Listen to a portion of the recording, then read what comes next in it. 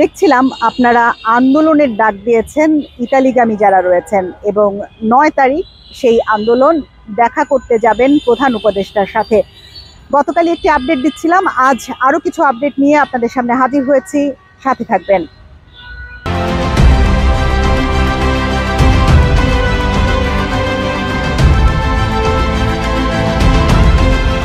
দু একদিনের মধ্যে প্রধান উপদেষ্টার সাথে সাক্ষাৎ করতে যাবেন বিভিন্ন দেশের রাষ্ট্রদূত এককভাবে, অর্থাৎ আলাদা আলাদাভাবে। সেখানে ইতালির যিনি অ্যাম্বাসেডর রয়েছেন তিনিও যাবেন, এবং ইতালির অ্যাম্বাসেডর যতবারই কিনা পররাষ্ট্র মন্ত্রণালয় বা এই সংক্রান্ত ব্যক্তিদের সাথে দেখা হয়, তখনই কিন্তু তারা বলেন যে তাদের কাছে যে পাসপোর্টগুলো রয়েছে সেগুলো দ্রুত ডেলিভারি দেওয়া হবে। আজ পররাষ্ট্র সচিবের কাছে আমার সরাসরি প্রশ্ন ছিল, কবে নাগাদ ডেলিভারি দেওয়া হবে? কেন প্রতিদিন 100 ডেলিভারির কথা বলেও সেটি এখন দেওয়া হচ্ছে না?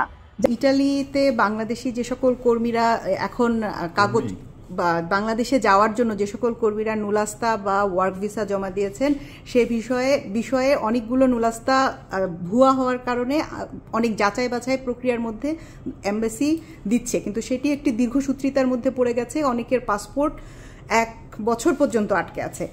এখন নতুন সরকার এসেছে এবং নতুন সরকার এই বিষয়টি সম্পর্কে অবগত আছেন কিনা, এবং আপনারা আগে থেকেই কাজ করছিলেন, এটি নিয়ে কোনো অগ্রগতির সামনে সম্ভাবনা আছে কিনা দ্রুত পাসপোর্ট ফেরত দেওয়ার ক্ষেত্রে? ধন্যবাদ আপনাকে।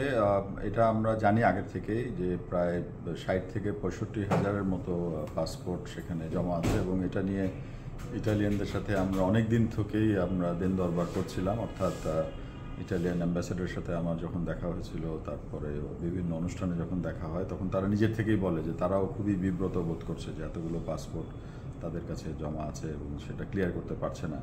তো আসলে তাদের যেই যাচাই বাছাইয়ের যে সিস্টেমটা আছে ওটা বেশ রিগোরাস, এবং সেটার জন্য হয়তো আমাদের অতীতের যে সমস্ত আছে সেগুলো হয়তো কিছুটা রেসপন্সিবল। তো এখন ওরা চেষ্টা করছে যে আরও নতুন এক্সট্রা কিছু অফিসার এনে এটাকে যাতে তাড়াতাড়ি করা যায়, বা যেহেতু একটা বড় ব্যাকলগ আছে সেই জন্য তাদের দেরি হচ্ছে, এবং সেই জন্য তারা প্রতিবার দেখা হলেই ক্ষমা চেয়ে নিচ্ছে আমাদের কাছে। আমাদের যে অ্যাডভাইজার মহোদয়ের সাথে যখন দেখা হয়েছিল ইটালিয়ান অ্যাম্বাসেডর, সেখানেও উনি এই বিষয়টা তুলেছিলেন। এর মধ্যে গত পরশু দিন বোধহয় আমাদের মন্ত্রণালয়ের সামনে বেশ কিছু ভুক্তভোগী যারা পাচ্ছেন না তাদের পাসপোর্ট ফেরত, ওনারাও বলছেন যে আমাদের যদি না হয় তাহলে আমাদের জানিয়ে দিলে আমরা পাসপোর্টগুলো অন্তত ফেরত পাই এবং আমরা অন্য দেশে যাওয়ার চেষ্টা করতে পারি। তো আমরা এই বিষয়টাও ইটালিয়ানদের সাথে তুলে ধরেছি ইতিমধ্যে, এবং দেখা যাক ওরা ওদের হেডকোয়ার্টার থেকে কী ধরনের নির্দেশনা পায়। বাট বিষয়টা নিয়ে আমরাও সবসময় সিজড আছি এবং আমরা চেষ্টা করছি যাতে এটা যত দ্রুত সম্ভব। আসলে ওনাদের ডেলিভারি সিস্টেমের মধ্যে ওনারা বলেছিলেন ডেলি 100 দিবেন, পাসপোর্ট দিবেন, কিন্তু এখন দেখা যাচ্ছে যে ডেলি 100 না, 3টা সেন্টার মিলায় ঢাকা, চট্টগ্রাম, সিলেট মিলিয়ে 15-20টা এরকম হচ্ছে। হ্যাঁ, এখন আপনাদের পক্ষ থেকে কোনো অনুরোধ থাকবে কিনা ওনাদের কাছে? এগুলোর মধ্যে কিছু কিছু থাকে পুলিশ ভেরিফিকেশন জাতীয়, তারপরে লোকাল ভেরিফিকেশন।